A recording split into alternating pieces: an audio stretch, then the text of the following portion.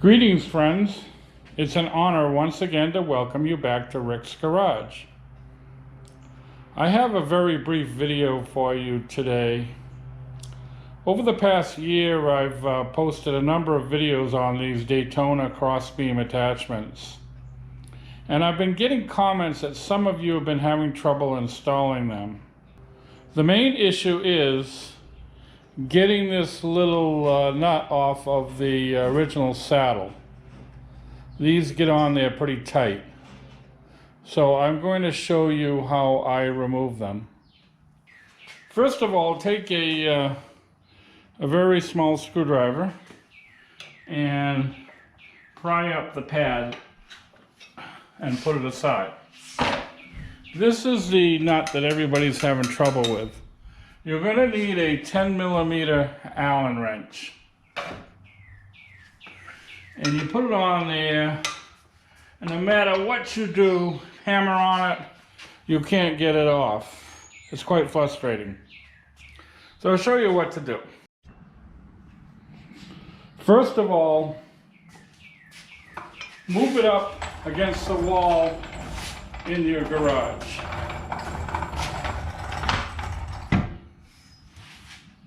Place your Allen wrench like so. Find yourself a big old piece of pipe.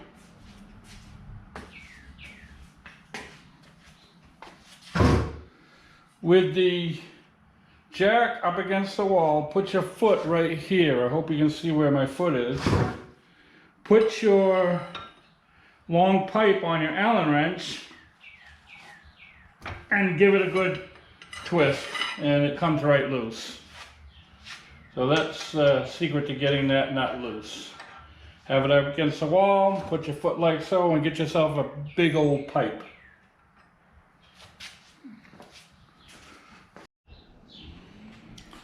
Okay, once you've got the saddle removed, wipe it off a little bit, get any grime out of there. And now you can place your cross member on.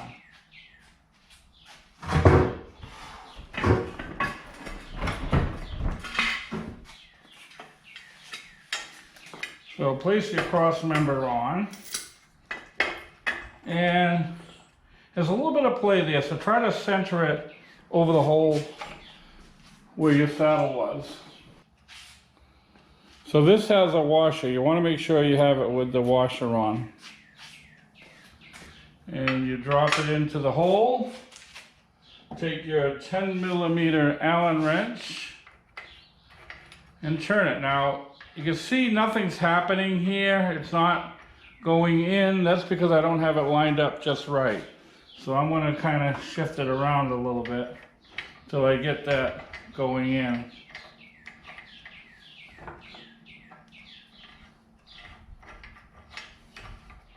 Sometimes it takes a little bit of patience. There we go. It's going in now. So you got to get it lined up just right to get it to go in.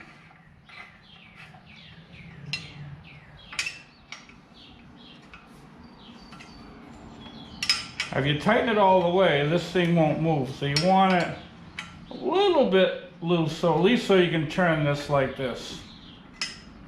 That's good like that. So that's it. That's how you install it. Oh, and make sure you hook up your safety chains. One there,